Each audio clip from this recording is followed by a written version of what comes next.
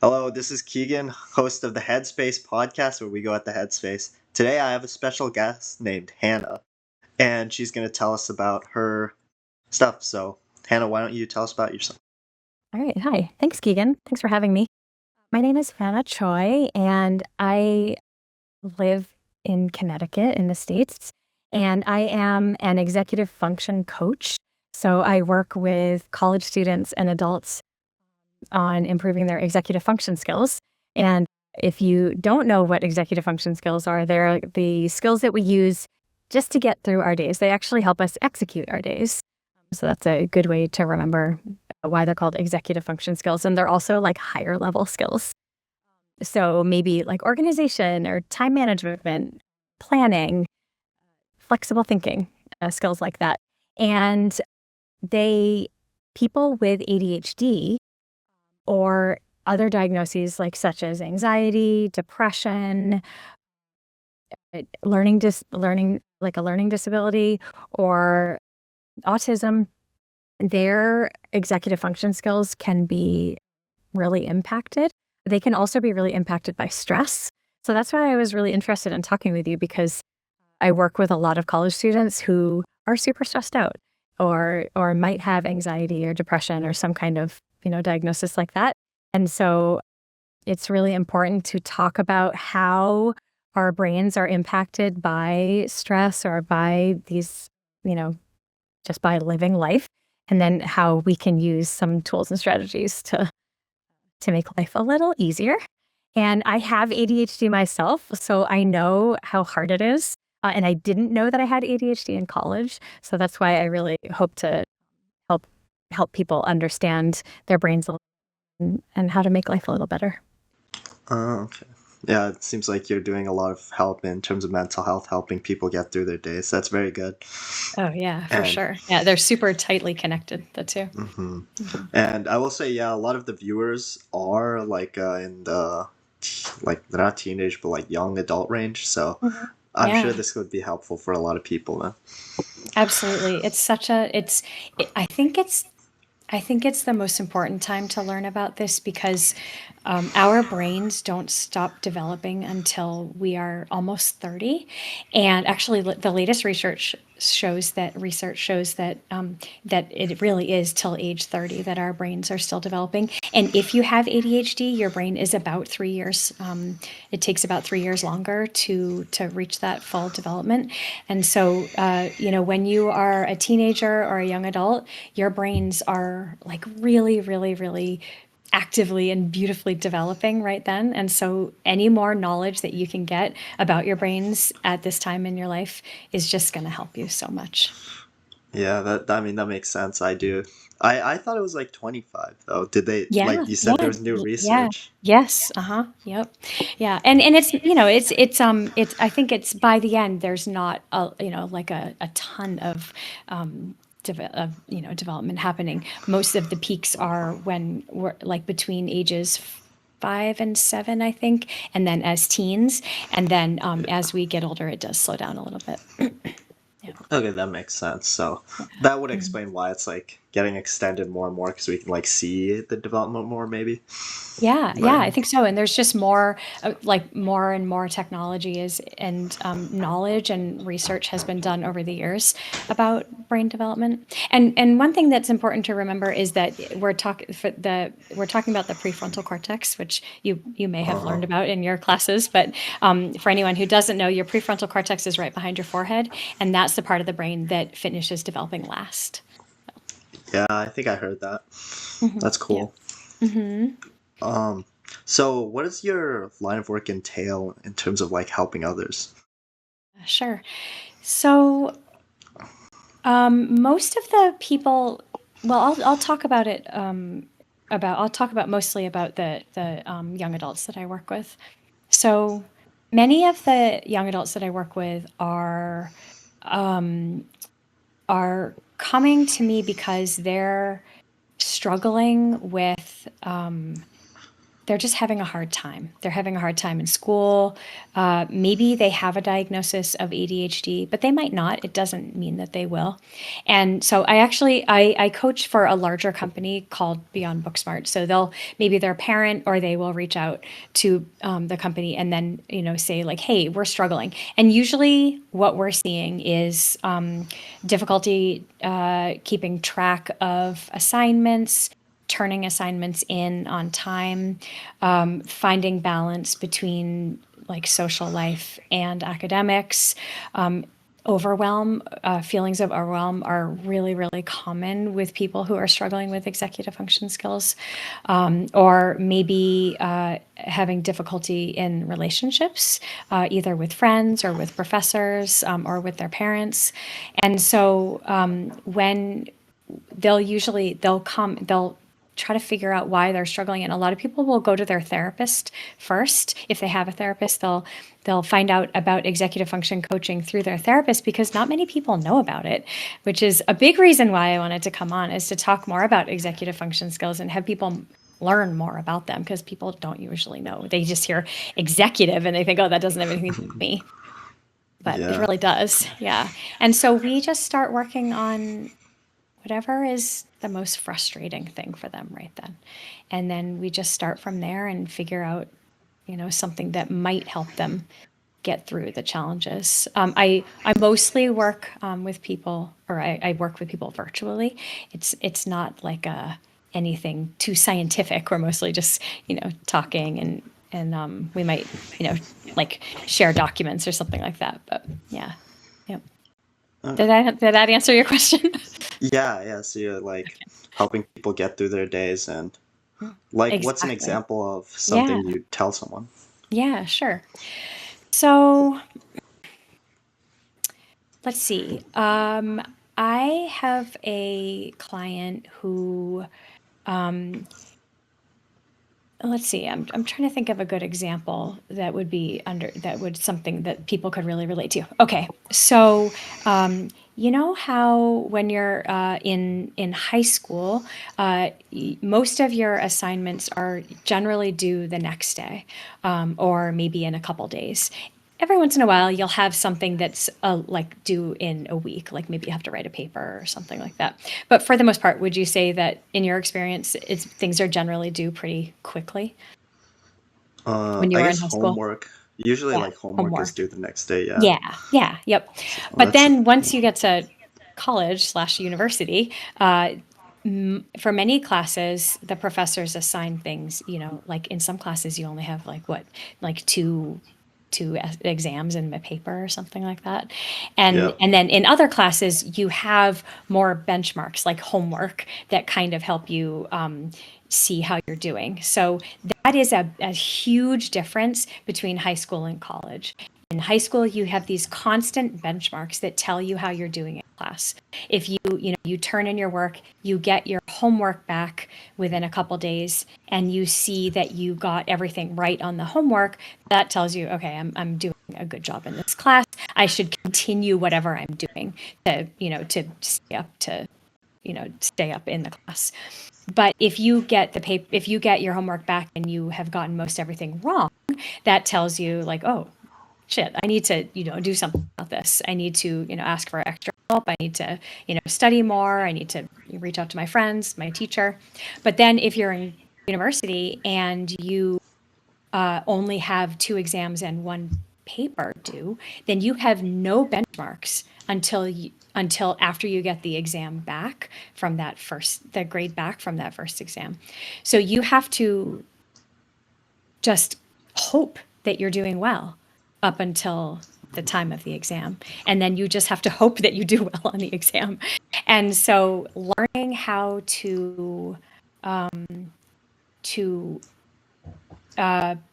reflect on your own work and making sure that your studying is effective and that you are learning these things well enough so that when it's time to take the exam, you can, do well on it and have the exam reflect what you know. So a lot of students, what I have found, get tricked by this idea of free time. So we think, oh, well, I don't have any homework between now and like 7 weeks from now or 6 weeks from now. So that's basically free time. I just have some reading and, I'll do the reading, but other than that, it's free time. And then also when classes only meet, when you're like, how was your high school? Did you guys have a block system or like where they meet? Did you meet every other day or every day? You mean for Do you like remember? classes? Yeah. Do you Yeah, remember? that's like every day. Yeah, every day, right? Yeah. So like my daughter's in high school and so they're on like a every other day schedule. So they have like 4 classes every other day. And but you're in school from, like 7:30 to 2 every day or whatever the time is. But when you get to college or university, then you might only have class Monday and Wednesday. Hmm. Or like Tuesday, Thursday, Friday, or whatever. And so then you're like, oh, there's even more free time. And we get tricked into thinking that there's all this free time. But really, the expectation has just shifted. So in high school, the expectation was your teacher will tell you everything that you need to do, and then you just do it. But then in university, you need to make all those decisions. And so that's what a lot of our coaching sessions is all about, that like learning how to switch from basically being told what to do to figuring out what you have to do and telling yourself to do it. Yeah, so do you find that a lot of people in like when they go from high school to university, that's a big jump because of that like the lack of feedback basically. Yeah, it's a huge jump. I've had so many students say to me like they just they just have no idea how to manage their time. And a lot of them will say, I don't know how to manage my time because I was told how to manage my time before. I wasn't expected to learn it on my own.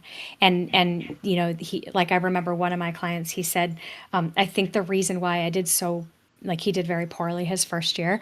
And he said, I think the reason why is because I had no idea how to manage my time was basically managed by other people. Like he, played sports and, all the different activities. You just go from one thing to the next. Your parents tell you you have to go here, you have to be there. And it's so hard to make that switch to like, okay, here you go, figure it out. So yeah, so a lot of Hmm. students do really well. A lot of students, don't have many problems with that, but a lot of students really, really, really struggle with it. And then it really impacts their mental health. I mean, if you feel like you're not doing a good job at being a college student, then that's going to make you, doubt yourself and question your ability to like, can I be an adult? I can't even, figure out this college thing. Or you guys say university, but you know what I mean. It's there's university and college in Canada. Oh, here it's all the same. It's the same. Yeah. Yeah, but well, nonetheless, like yeah, I see how it could be difficult. Like, so what's the what do you think you've done to help these people who like they don't know what to Mm. do? Yeah. Well, a lot of it is just awareness, right? Like learning about, you know, learning about your brain and learning about how important it is to understand what your strengths are, like what you're good at, and then your challenges and what comes hard, what is difficult for you. And so, if we talk about executive function skills as like what they are, can I go through them and list them? Yeah, yeah, absolutely. Yeah. Okay. So we have, let's see if I can get them all without forgetting any. I'm going to start with memory because memory is my biggest challenge and I always forget that one. So we have Uh, memory, like working memory, and that's where you are going to, it's not memories from your childhood. It's not this long-term memory. It's the memory, it's called working memory, and it's if you can hold on to something long enough to do something with it. So like if you're in a class and the teacher is lecturing and then you need to take notes, can you remember long enough what the teacher has said in order to take those notes? Or if you're studying, can you remember the information long enough to like hold on to it and then, put like start to memorize it, start to transfer it into long-term memory. If you have ADHD, you probably struggle with memory. I mean, do you have any like friends maybe that like forget stuff all the time. I mean, it's, there are just going to be friends who Yeah. like forget to bring stuff with them, or forget to do the thing, or forget to show up, or, that there are people with ADHD executive function Yeah. challenges often struggle with working memory. It's Oh, really, oh yeah, go ahead. so that's like working memory is like organization skills, kinda. Well, or yeah, I mean that's involved with it. So one executive function skill that's very involved with memory is attention, and we can only remember what we pay attention to. So if we're struggling to pay attention, then it is going to be harder to remember things. If we are disorganized, it is going to make it hard for us to pay attention, which will make it hard for us to remember things. So if somebody's notes are super disorganized, or if somebody's papers from class, or even digitally, like online, if everything is very disorganized, it can really make it hard to pay attention to it, which can make it hard to want to study it, which will then make it hard for you to remember it. So yeah, Yeah. they are pretty closely tied together. But I thought the like lack of attention or whatever was associated with like a dopamine deficiency or Yeah, something yeah, like yeah. that, right? Yep. Yeah. So dopamine is a neurotransmitter that is. I mean, they call it like the pleasure neurotransmitter, but that is a chemical in our brain that really helps with motivation, actually. And so it helps us do things because it just helps us do things. It helps us want to do things. And the things that we do that feel good give us more dopamine. So like that's why like playing a video game, or like scrolling on TikTok or something, it feels really good to our brains to just get all that new fun information. And so it pumps a lot of dopamine into our brains. And so if you have ADHD, then the part of your brain, the network in your brain that is responsible for that, actually just doesn't have enough dopamine. There's some dysregulation in the networks that are involved with motivation and the executive function skills. And so less dopamine makes it harder to get stuff done. Yeah. Mm. Mhm. Yep. So they And that's just also, go ahead. yeah, go. I was going to say, that's why, like, do you ever notice, like, if you say you like watch TV for a wicked long time, or you play video games or something, do you feel a little bit brain dead at the afterwards? I get Sometimes that can happen. yeah, I think yeah, definitely. Yeah, yeah. So part of it is your brain is just tired from all of that motion and all of that, like paying attention to all that. But a lot of it also has to do with dopamine depletion. Your brain is just like, oh my God. There's no more Just dope. yeah.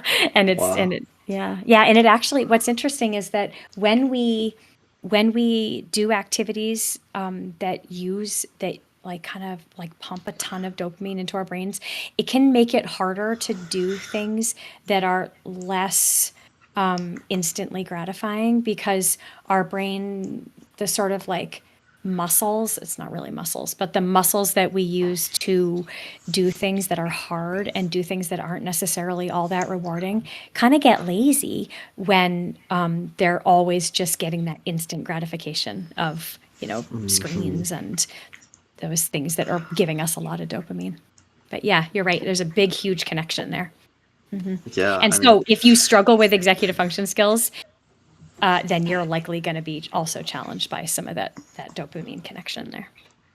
yeah. Yep. I mean, and it's made worse by like the social media we have nowadays, where it's just like Big scrolling. time. Big time. Yeah. And you know what pisses me off so much is that the people that make those things, they know this, they know the science. They make it so that you want, I mean, it's no coincidence that we pull down to refresh the screen. It's like those, like when you go to the A casino. lamp? Oh, a No, slot machine. a slot machine, right? Because you're like, oh, what's next? I want, you pull it Oh, down. You want that. I guess Yeah. I've never thought about that. That's pretty funny. Yeah. It's like the psychological tricks they use. Yes, and it's all because of money. It's capitalism. Yeah, That's another conversation. yeah. But I anyway, mean, they really know it. They know the brain science. They know what they're doing. And it's not really your fault that you have a hard time putting it down.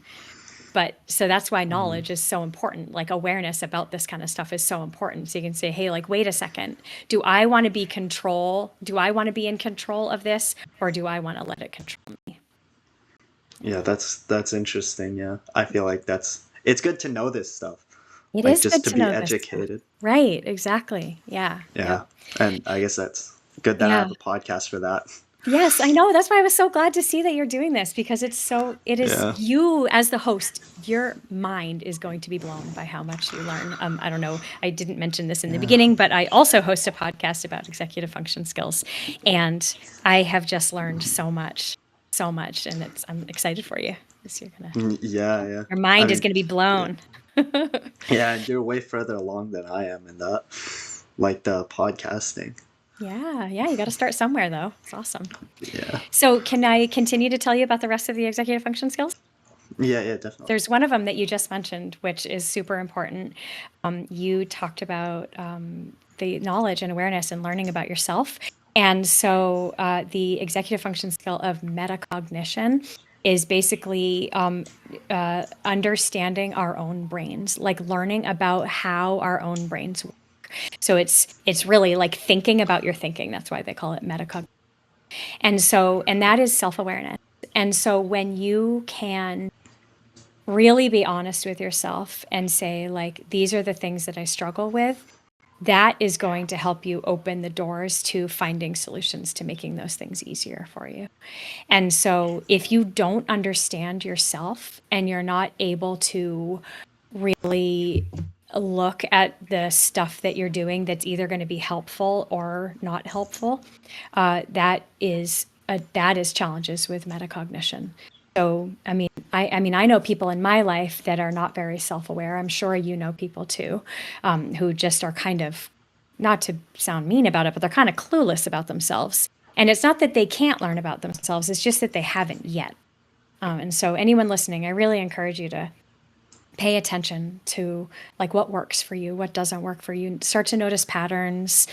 Start to notice the things that you can learn about yourself, because you cannot make change to something that you don't know is there. And so you need to first figure that out so then you can change it and make it better.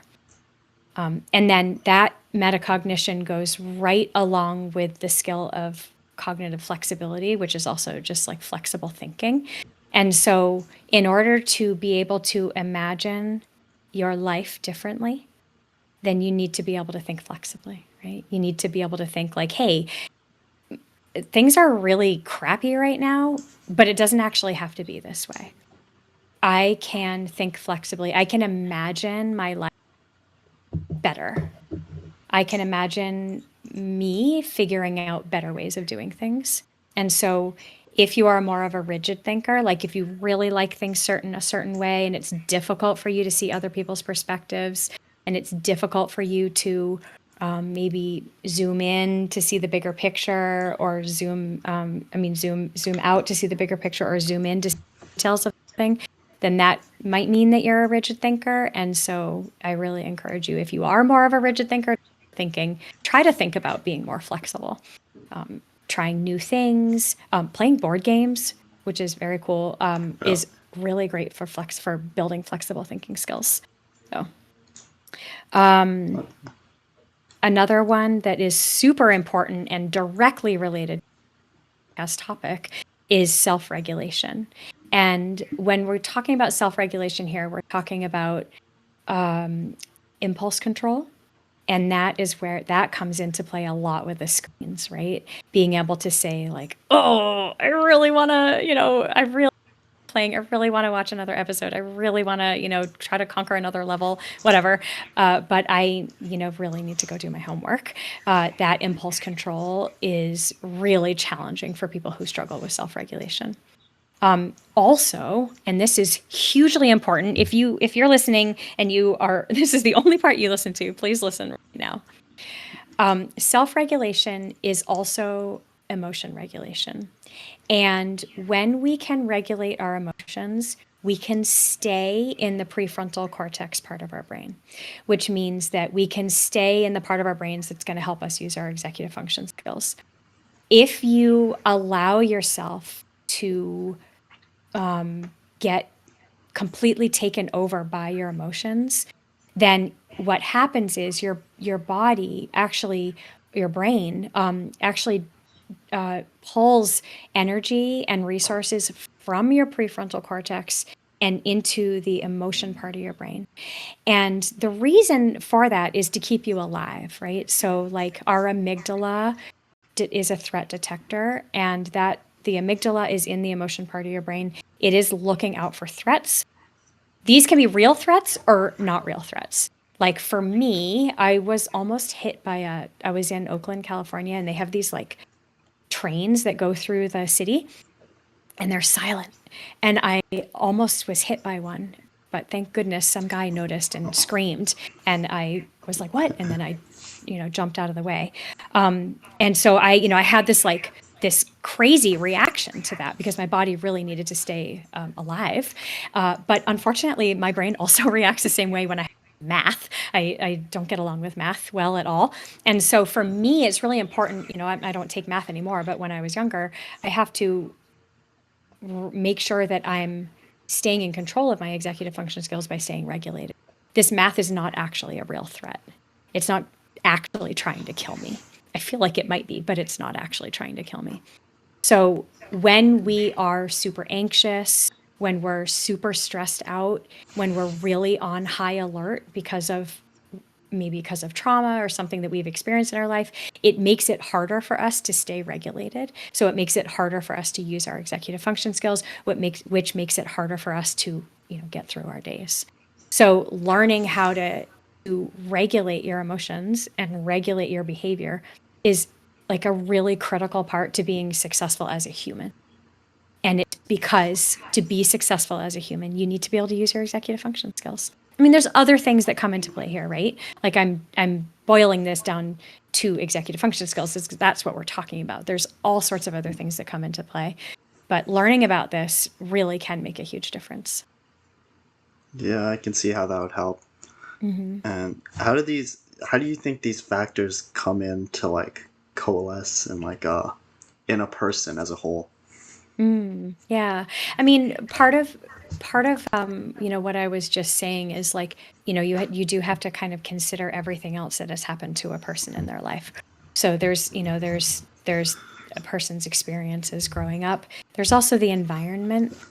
There's also just your own body and how your brain is developed. So there's so many things that come into play. For people with ADHD, what we do see is that that challenges with executive functioning start super young. And the messages that many people with ADHD receive is that they're not good enough. So when we get these messages that we hear from other people in our lives, they're not necessarily trying to be mean. They're well meaning, but they're messages that we're getting that we are too much, or we're too loud, or we're too forgetful, or we're too whatever. We're just fill in the blank. We're too something. That gets internalized, and then we start to believe that. Like, oh yeah, I am too much. I can't do this.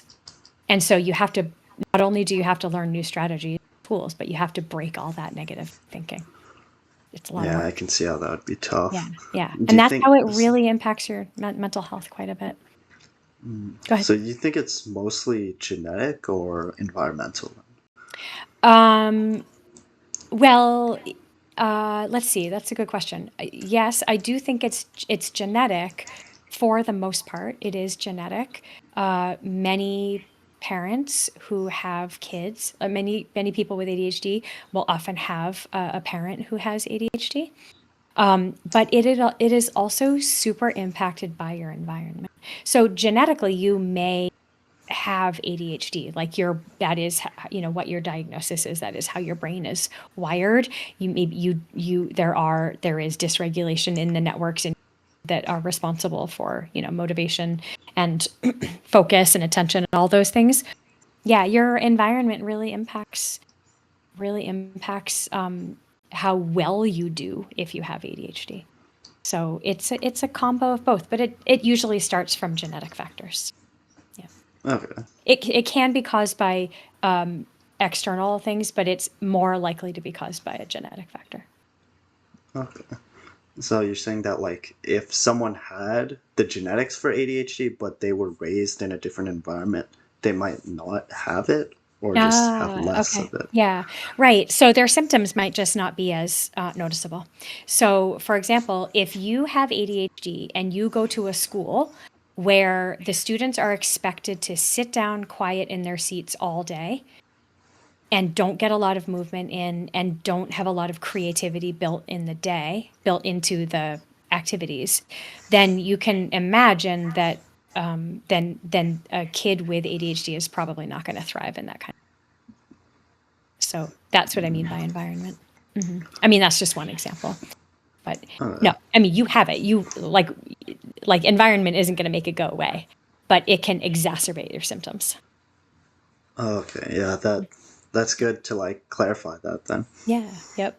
Something else that's really important to remember is that you don't have to have ADHD to struggle with executive functioning. So, I mentioned stress earlier. So stress really does impact our executive functioning because it's drawing the resources away from our prefrontal cortex.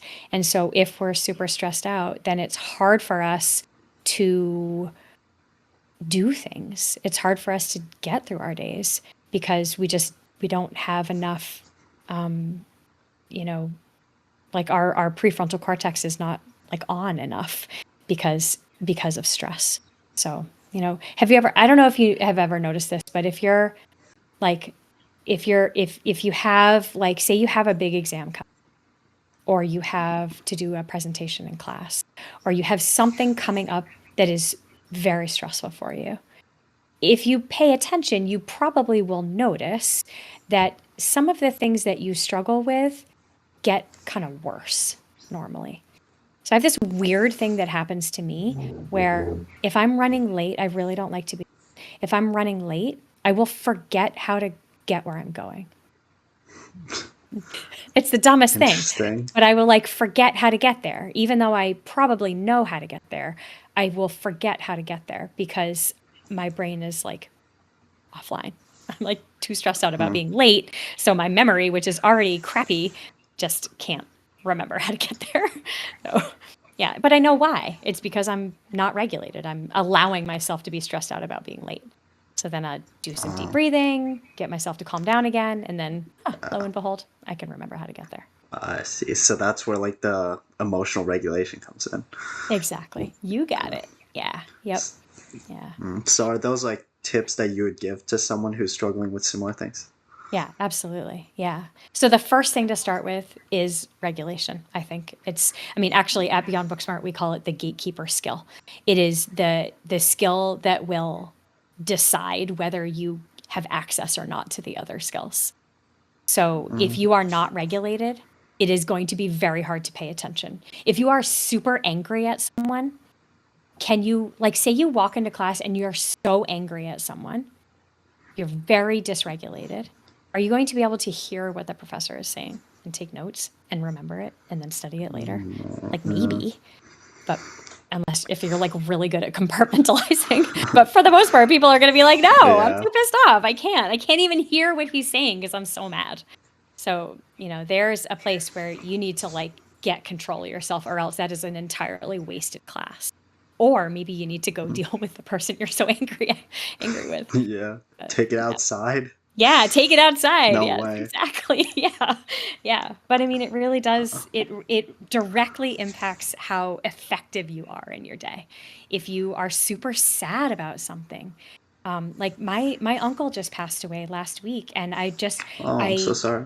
thank you. Yeah, I noticed over the weekend, I was like, what is going on with me? I just was having trouble. I was just having trouble all day, Saturday and Sunday. And then I realized, like, oh, well, no wonder I'm super sad, And so it really does impact our ability to use our executive functioning.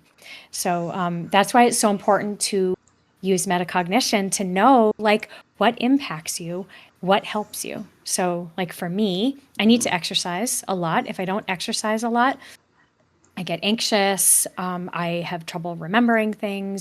It's harder for me to pay attention in meetings. But if I get the amount of exercise that I know I need every week, then I do so much better. I also know for me, like breathing, if I'm about to, like, I do a lot of presentations, a lot of, trainings and webinars and stuff like that. And so before that, I always make sure, even though I enjoy them, I still get nervous. So I always make sure I do like a good 5 minutes of some breathing exercises to make sure that when I go into that activity, I'm, like I can use my executive function skills to do a good job.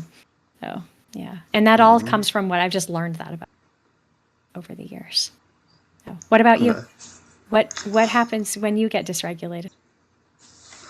I don't know. I feel like my whole life I've tried to be more logical. I've always thought being angry and stuff is kind of a useless emotion, if you know what I Mm-hmm. mean. Mm, So I've never, like, whenever I get angry, I just remember that it's not, like, it's pointless. So then mm, I guess I calm down. I don't mm, know if that yeah, makes sense. yeah, yeah, yeah. I guess that. So you're using that to regulate your emotions. You're Uh, reasoning yourself out of being. yeah, Hopefully I guess you, so. yeah. Hopefully you address it though, and you're not actually just shoving it down. I don't know. So what would even be the difference between that and the Yeah. other one? Well, I mean, this is like veering out of executive function skills talk, but I do think that some of that metacognition is comes into play here. So if you are noticing that you're having an emotion, pay attention to how it's impacting your body, what happens in your body, how your body feels, and then what you're doing to manage that. Are you doing something that's helpful, or are you doing something that is unhelpful? So are you like are you if you're just ignoring it and not addressing it, then that might end up causing problems down the road.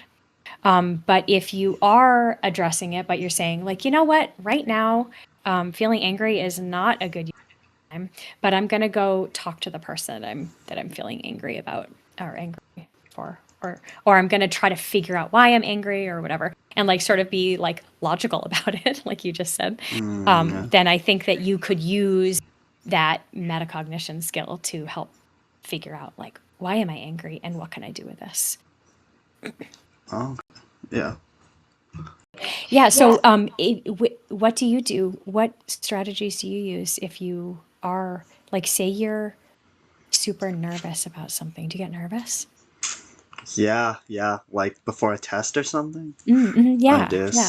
And I don't know, what do I do? I kind of just like, I try to just calm down. I try to just think of other things, honestly. Because Yeah. I think being nervous doesn't actually help. It just makes you No. like scared, right? Yeah. Yeah. And Yeah. yeah, It makes so it hard to use your executive function skills. Yeah. yeah. Yeah. Yeah. So I just think of other stuff, honestly. You think of other stuff. Yep. Have you ever What? tried doing any kind of like exercise or breathing exercise, like breathing or any kind of like Mm, particular tools? Do you no, know of any of them? I've never really thought about that, but I might Okay. try now. Yeah. Can I That teach you sounds guys a couple? Can I sure. Go teach your ahead. listeners? Okay. All right. So a lot of people say that breathing, they don't like them. Science says that they do work. So if you're not into them, then that's completely fine. I'm gonna teach you one that doesn't involve any intentional breathing, and then I'll teach you one that it does that involves it. So one that I really like is called hand on, and that's where you just rest your hand or both of your, and then you just close your eyes or just look down. And then you just pay attention to your hand rising and falling. You don't have to change your breath at all. Just notice your breath. Notice that you're breathing.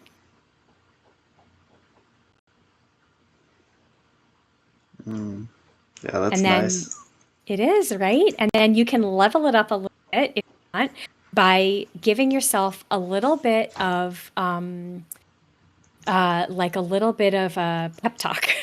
So you could say, you studied really hard for this and you're nervous. That's normal. Um, And what are you going to do with that energy that your body is, building up? You can use that energy to help get through this test.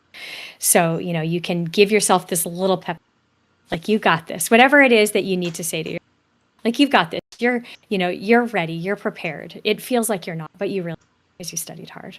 Or like, okay, maybe this time you didn't study as hard as you probably should have. But the results of this test will give you an idea of how much you need to study for time. Some kind of little, gentle, like almost like a little verbal hug inside your head. So that's a really nice strategy. I love that. It's called hand on heart. Yeah, I If like you that. wanted, you could, yeah, isn't it? It's so nice. You could also try to slow your breath. If if you're not like anti-breathing exercises, you could try to slow your breath there. Another really great one that you could even pair with that is just intentional breathing, where your exhale is 2 counts longer than your inhale. And the reason why we do a 2 count longer exhale, because what that does, I don't know why behind what it does is it activates our parasympathetic nervous system. And our parasympathetic nervous system is part of our nervous system that is responsible for calming us down after we have had a fight, flight, or freeze response. And so if you're highly anxious, this is a really great strategy for you. And so you could pair it with your hand on your heart, or you can just sit comfortably. And again, if you are comfortable, you can close your eyes or just have like a lowered gaze. And then so you're just going to breathe in, like try breathe 4 and then exhale for a count of 6.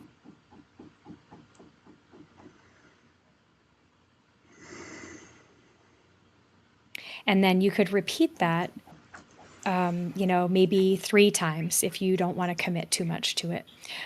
Or you could, do it for longer. If you feel like you're still feeling dysregulated after that, then you could, do it for longer. You could also try to challenge yourself by extending that. So maybe do 6 and 8. I wouldn't go too far because we're not looking to pass out here or anything, or cause more anxiety from trying to breathe all the air out of our.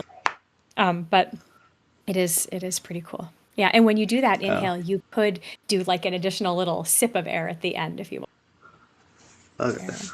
Yeah. Yeah, I mean, I actually like these techniques. I feel like I'm going to use them now. Oh It does yeah, calm. please do. I did it like once. I feel calmer now. Yeah, I know, especially that hand on heart. Because did you know our brains cannot tell the difference? They can't tell the difference whether it's us doing this or somebody else. So if you Really? need to give yourself a hug, if you feel like I really need a hug and there's nobody else around, you can give yourself a hug, and your brain does not know the difference. So yeah. Interesting. Yep. Yeah. So when you want to make sure you practice these when you are feeling really calm and not dysregulated. So those are really great for in the moment, but there's also other things to keep in mind for every day, or not every. Yeah, I mean every day actually. And those are what we call foundational routines. And the 4 that I always work on with my college and university students are sleep, nutrition, exercise or movement, and your social needs. And the reason why we want to make sure that we're not looking for perfection in these areas, but we're just looking to pay attention to how we're doing and see if we can improve.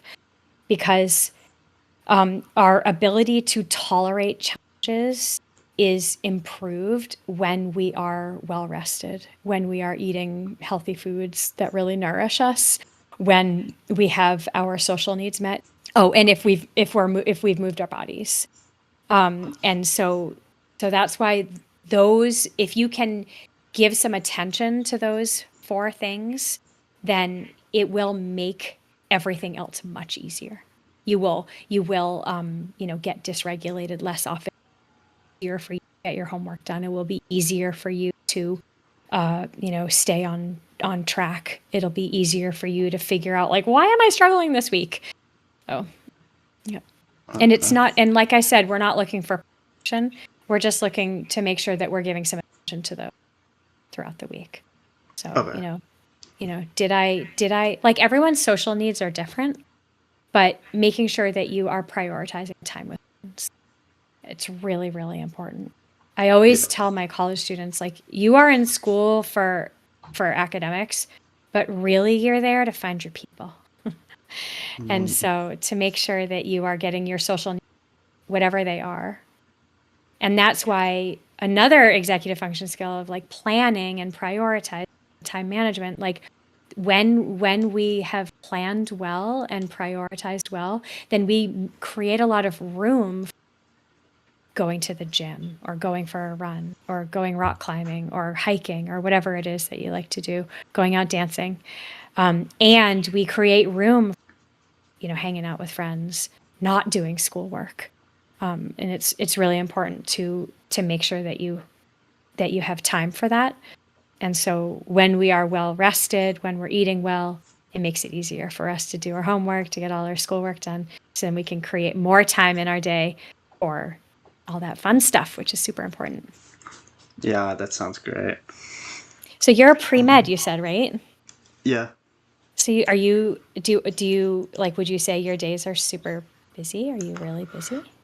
I don't have that many classes, but there's a lot of like studying you got to do and like reading the notes again, and there's some assignments and study whenever there's like I had midterms like a week ago, and that was really stressful because I had Yeah. two tests in the same week. Oh, yeah. Yep. That'll do it. So do you feel like when you look back on your when you look at your life, do you feel like you have good balance between all those things? I'd say generally, yeah, but I don't know. I You feel like must if you have recently, time to do a this I mean, this is just once a week, but Yeah. I Yeah. mean, the editing does take a few hours, and then I gotta make Yeah. clips, whatever. But Especially um, because it keeps cutting out. yeah, but it's like I don't mind doing this. It's just in my free time, right? I guess Yeah. it Okay. counts as free Yeah. time. Yeah, I Yeah. And haven't, like I don't know. I haven't really had time to like do some of those things you mentioned, like exercise. Not mhm, really. mhm. Other than like I bike to school, but Oh, well, that's there you about go. it. Yeah. Yeah. I guess so. That counts. Yeah. Yep. It can be accidental exercise. It doesn't have to be intentional. Okay. Yeah. Yeah. Yeah. And then, like, I guess my social life is mostly just at school. I'm not really meeting up with people outside of school that much. And 'Cause, is that okay for you, or do you feel like there is a gap there that you wish was no, like, honestly, I don't mind because I have a lot of stuff to do, yeah, and there also you go. I talk to people online all the time, so Mhm. like that Oh, good. counts too, right? Yeah, yeah, it does. So you're getting your social needs met. Okay, Yeah. that's. Mhm. Yep. What were the other ones? Nutrition, eating, diet. Oh, It's difficult as a yeah, college I as a don't. university Really. student. I don't really know how to explain, but I guess it's fine. Like I'm not eating like McDonald's every day. Yeah, oh, that's good. That's good. Yeah. Yep. And then, oh, your sleep. Oh, that's probably my worst one. Yeah, I don't really Uh, like. I'm getting like maybe like 5 hours of sleep a day. oh, that's not enough. Yeah, I mean, I have friends who get less, but What makes it hard to sleep more? I don't know if it's just this might just be. I think this is unique to me, but like whenever like I'm in bed, but I just don't fall asleep. Mm, Like my um, mind is racing, I your mind is guess. racing. Yeah. What are you doing right before you go to bed and like the half an hour before you? Uh, I guess I just like. Well, I'm just like usually I go to bed after I finish something. So a lot Like of you're times, like okay. like if I'm doing homework, once I'm done it, then I go to bed. Then So you go to bed. Yeah. So your brain is probably still thinking about the homework. Yeah. yeah, I guess so. Yeah. Yeah. And then do you bring your phone into bed? Uh, Or not into bed, well, but I into your don't use bedroom. it while I'm trying to sleep, I guess, Oh, but that's I do good. use it before I sleep, which I know that's Mm. not good. Yeah, I So, know, I know. It's a real bummer, but it really does impact it. Not only does the blue light impact you, but also like, and you're also when you're doing your homework, you're probably on a computer. yeah, yeah. But Yeah. I have a blue light filter on my Oh, that's good. computer That's and good. my phone. Oh, So and good. it automatically turns on when it's Oh, nighttime. good. Good. That's good. So like, There's something that I learned from a podcast interview that I did with a sleep expert. She was like, she she was talking about sleep and ADHD. And she said that amber lens glasses are really good to put on because they tell your brain to start producing melatonin. So interesting. And I got some, and I'm a wicked night owl, stay up late. And I don't really ever feel tired, which is annoying. And so but also convenient for a night owl because I never feel tired. So I can always excuse to stay up later. And so she recommended trying these amber lens glasses. And I actually ended up getting really mad at them because I started sleepy. They So made feeling me, sleepy? yeah, they like made me feel Wow. sleepy. But that means they work though. Yes, right. So then I was mad because I want to stay maybe, up late. maybe they I don't work want to feel too like well. they work too well. Yeah. So that could be something to try. I'll consider it. I've never heard of that. So what I is it? know, I Just hadn't either. where they're just like Yeah, orange they're glasses? just orange lens glasses. If you search for amber lens glasses on the internet, you will find them. And sometimes if you search for amber glasses, they will send you to like cups that you drink out of. So you have to do amber lensed glasses. Okay, yeah. Yeah. That's Yeah. great though. Yeah. I mean, Yeah. I didn't know Mhm. those existed, but it makes I sense know. because they're kind of like blue light filters that are Yeah. always on, right? Yeah. Right. Exactly. Yep. And so she says to wear them an hour. Mhm. Hour before bed. Yeah. Yeah. Hmm. Yeah, I mean, I don't know. Another thing is I always work in the dark. Like You work in like the dark. like I always have all Mm. my lights off and like the screen is Oh, dim and whatever. huh. Interesting. So I don't I know don't if know. that's making my sleep worse or Yeah. better. I don't know. You should run an experiment. Yeah, maybe. But like I don't know, like when it's not even when it's nighttime, just in general, if I'm in a room, I always want to turn off the lights. When you were younger, were you like, have you always I been like don't that? know, kinda. I don't know. I think it might be in the past few years though. I haven't been Yeah, keeping yeah, track. yeah, yeah. Interesting. But I yeah, don't I know. was I don't know what to tell you. maybe it's like because it's like dark, but then the screen is bright. It might be like Yeah, it's like hurting my eyes. concentrated. Right. So, but no, Yeah. but then if the room is bright, then everything is bright. So there's more Yeah. light going into you. So I think you need to run an experiment. yeah, maybe I That will. would be I'll see. interesting. Yeah. I did an experiment last year, where I decided for 1 week, I decided to go to bed without bringing my phone. I left my phone in the kitchen and I went to bed. And it was torture the first few days. It was like torture to not scroll on my phone before falling asleep. Yeah. But I made it through the first week and I realized that I actually was falling asleep a lot faster. And then so I decided to leave it in the kitchen then on. And then a couple months later, we went away for the weekend. And so I had my phone in, and I am not kidding. I was up until 3 morning Oh my god. because I was like, I'll just watch another show. I'll just watch another show. I really like watching Korean dramas. And so I just like kept Interesting. watching. I just kept watching them again and again. And so since that night, I have like had with them because I just know now that it just keeps me up. Keeps you up. Yeah. Yeah. Mm-hmm. I wish I could do that. I feel like I should try, but One thing that you could, and this is actually something that's good for everybody. If you want to try something, if you want to like try changing something or trying a new planner or leaving your phone out of your bedroom, you just because you're trying it doesn't mean you now adopt that for the rest of your life. You could try it for a week and see what you think. Use those metacognitions to really reflect on like, how is this yeah. going for me? Am I noticing it? And if you are noticing a difference, then try it for see what happens. And then if you don't like it, then you don't like it, and then you don't use it, and then you try a different something else. But it's good to think about it as an experiment. Sometimes experiments fail, and that's okay. Yeah, I understand. That's interesting though. Mhm. Oh well, it seems like this is pretty much all the time we have for today. So, Okay. All do you have right. any last thoughts? No, I just want to say thank you for doing what you're. If you are interested in learning more about executive function skills, then there's tons of research, not tons of research. Yes, there's tons of research, but there's also tons of resources on the internet all about executive If you just Google executive function tips or tools and strategies, you can find a ton. On the Beyond Book site, we have blog posts and my podcast, Focus Forward, and there's so much on there. I really encourage you and your listeners, if you are interested in making your life easier, then learn about your brain and learn about what it comes easily to you, what's hard for you, and try something out to make things. And I was like a disaster in college, and not a disaster, but I had a hard time. And I just look back and I think, oh, I wish I had known all back then. So Okay. anyway, best of luck to you. I hope your podcast goes well, and I'm just super happy. Thank you. Yeah, you too. I'm happy for you. All right.